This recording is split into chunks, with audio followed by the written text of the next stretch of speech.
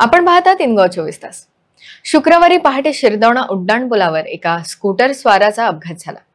या अपघातात स्कूटर स्वार गंभीर जखमी झाला असून त्याला तातडीने गोवा वैद्यकीय महाविद्यालय बांबोळी येथे उपचारासाठी दाखल करण्यात आले। अपघाताचे कारण अद्याप स्पष्ट झाले नसून अधिक तपास सुरू आहे।